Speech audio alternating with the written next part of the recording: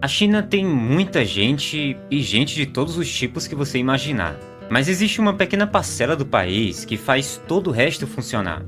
E sem dúvida, essas pessoas são os entregadores de aplicativo. Toda vez que alguém abre um aplicativo e pede comida, a engrenagem invisível do país começa a funcionar. E o mais triste é que mesmo nas cidades grandes, esses trabalhadores têm uma vida muito difícil e têm passado por situações cada vez piores.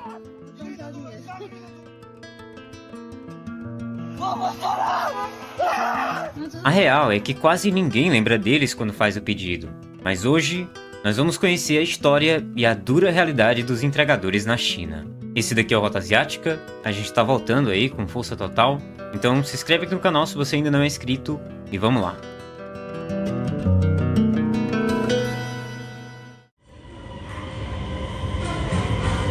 A China tem a malha de trens-bala mais extensa do mundo. Tem cidades cobertas de arranha-céus, fábricas impressionantes e empresas de tecnologia gigantescas que competem até com outros países, mas toda essa modernidade só funciona porque embaixo dela existe um outro sistema e esse é feito de pessoas, não de máquinas. O setor de trabalho informal na China ultrapassa os 300 milhões de pessoas. E dentro desse número, mais de 15 milhões trabalham como entregadores de aplicativos de delivery. Isso aqui é quase a população inteira da Holanda pilotando aí pelas ruas das cidades chinesas. E o volume de pedidos que essas pessoas atendem é muito difícil de entender. A China processa mais de 230 milhões de entregas por dia. Não é por mês, é por dia realmente. O mercado de delivery no país é dominado por duas empresas gigantescas. A Meituan, com quase 70% do mercado, e essa outra empresa que pertence ao grupo do Alibaba. Juntas, as duas controlam quase toda a cadeia de entrega do país. E controlam também, obviamente, a vida de cada um dos trabalhadores que dependem delas. Mas quem que são essas pessoas? Quem que está nas ruas da China fazendo entrega? Geralmente, a gente tem uma ideia de que o entregador é uma pessoa que não estudou ou que não encontrou nada melhor. Mas na China de hoje em dia, essa ideia não corresponde à realidade. Dados das próprias plataformas mostram que quase metade dos entregadores nasceu depois de 1990. Cerca de 35% deles eram operários de fábricas que fecharam ou que foram automatizadas. Mais de 30% eram pequenos comerciantes que faliram, ou seja, donos de lojinhas, de restaurantes ou de empresas muito pequenas que não sobreviveram aos problemas econômicos do país. Então essas pessoas que não conseguiram encontrar um trabalho adequado recorreram a plataformas como a própria Meituan e as plataformas do Alibaba. O mais curioso é que é estimado que quase 30% desses entregadores possuem ensino superior ou até mesmo pós-graduação, e muitos deles estão lá nas ruas fazendo entregas. A China tem um problema muito grande com formação de universitários. Eles estão formando aí cerca de 12 milhões por ano, mas eles não têm empregos qualificados suficientes para absorver todos eles.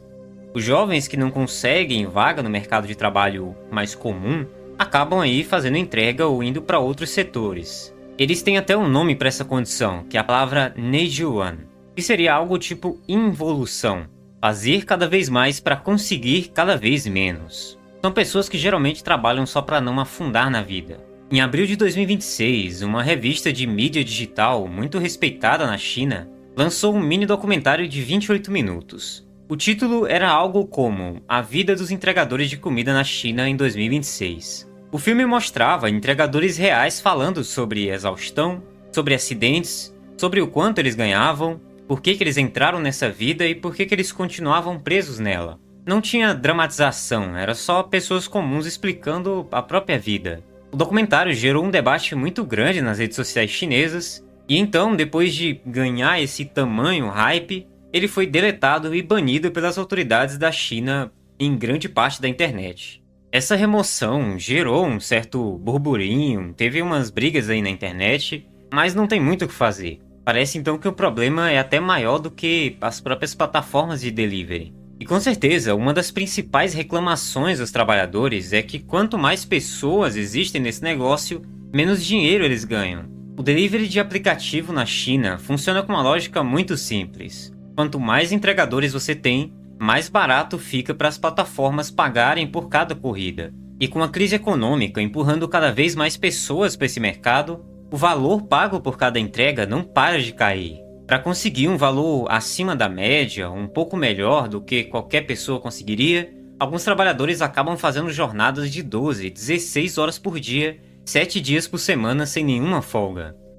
E apesar do alto volume diário de pedidos, nunca falta pedido para entregar, a competição muito grande e os cortes de comissão, de porcentagem que eles ganham, deixam muitos entregadores com pouco dinheiro no final do mês. Depois de descontar a manutenção da moto, multas e outras coisas, acaba sobrando muito pouco. E essa daqui é só uma das reclamações. Os entregadores da China não têm um chefe no sentido tradicional. Não tem um supervisor que observa as pessoas e dá ordens ali, um ser humano em si. O chefe deles é um algoritmo. E esse algoritmo é muito mais implacável do que qualquer ser humano poderia ser. Existem estudos e textos aí publicados, eu vou deixar alguns aqui para vocês verem depois, que mostram como que ao longo do tempo as plataformas de entrega têm diminuído e encurtado o tempo que as pessoas têm para fazer entrega, e isso acaba fazendo com que os entregadores tomem atitudes muito perigosas. E essa evolução do prazo é bem chocante.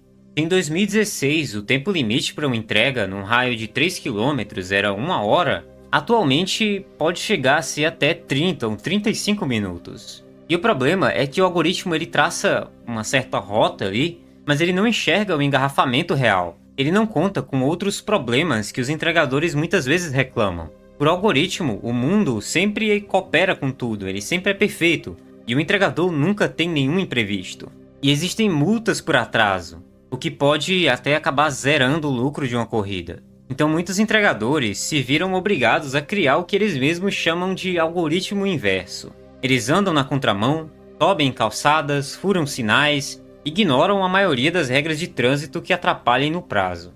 E isso daqui é uma coisa que gerou muitos acidentes. Só em 2018 foram aproximadamente 10 mil infrações de trânsito cometidas por entregadores. E apesar das exigências das empresas em relação a tudo, como os trabalhadores não têm nenhum tipo de vínculo empregatício com a empresa, elas não têm responsabilidade sobre os problemas que possam acontecer. E muitas vezes fica por isso mesmo. Eu não quero entrar muito nesse assunto, mas isso daqui envolve muito a questão da economia de bicos. Os entregadores não são funcionários das plataformas, eles são parceiros independentes. Isso tem um lado bom, mas tem um lado ali mais burocrático e jurídico que é muito ruim para eles. E não é só questão de férias ou seguro-desemprego, é que eles não têm nenhum tipo de segurança mesmo. Qualquer coisa pode fazer a empresa cancelar sua conta sem aviso, sem nenhum tipo de recurso. Não existem proteções para a maioria deles. E para piorar, ainda existe o sistema do Hukou, que impede que pessoas que vêm do campo tenham acesso a serviços públicos que os moradores das cidades têm, como saúde pública, educação de seus filhos e várias outras coisas. E isso daqui acaba gerando um monte de problemas também. Tá, mas por que eles não se revoltam, fazem uma greve ou pedem reformas? A verdade é que na China, greves são ilegais. Sindicatos independentes também não existem. Só existe o sindicato oficial do governo, que na prática representa os interesses do governo e não dos trabalhadores. Eu sei que sindicato nem sempre é uma coisa boa, mas aqui nem pode existir. E protestar publicamente coloca você em risco. E ainda assim, o descontentamento está tão alto que os entregadores encontraram formas de resistir. Tiveram paralisações e até protestos na rua, onde trabalhadores foram reclamar sobre o que estava acontecendo. Eu vou tentar encontrar alguns vídeos e deixar aqui para vocês verem. E no ano passado, diante da pressão nas redes sociais e dos protestos nas ruas, as plataformas começaram a recuar em algumas coisas. A Meituan começou a falar sobre tirar as multas por atraso e que vão tentar criar mecanismos de incentivo mais justos e mais focados nos trabalhadores. O governo chinês também organizou eventos de encontro para trabalhadores, lançou programas de seguro contra acidentes, estão tentando fazer alguma coisa. Mas as pessoas continuam muito céticas em relação a isso. Parece que eles só estão tentando tirar a fama ruim e acabar empurrando os problemas aí para frente. A China construiu um dos sistemas de delivery mais eficientes e impressionantes que o mundo já viu. Em minutos, qualquer pessoa em qualquer cidade grande do país consegue receber qualquer coisa na porta de casa. Mas esse milagre logístico tem um custo muito grande. E parece que essas pessoas não estão muito felizes com isso. Comenta aí embaixo o que você pensa sobre tudo isso. A gente vai continuar aqui conversando sobre isso nos comentários. Muito obrigado por assistir até aqui. E a gente se vê nesse vídeo que está aparecendo aqui na sua tela.